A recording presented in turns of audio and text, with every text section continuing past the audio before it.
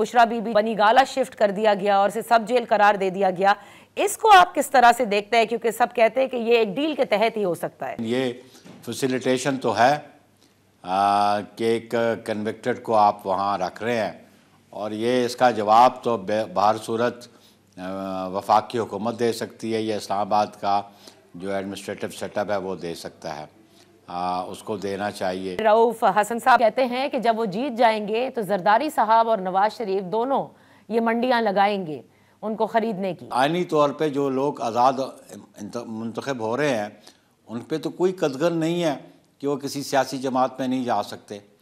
कानून का तकाजा ये है कि उनका नोटिफिकेशन के 3 दिन के अंदर उन्होंने अनाउंस करना है वो किस पॉलिटिकल पार्टी को वो ज्वाइन करेंगे, और आज़ाद लोग माजी में सियासी जमातों में शामिल नहीं होते रहे।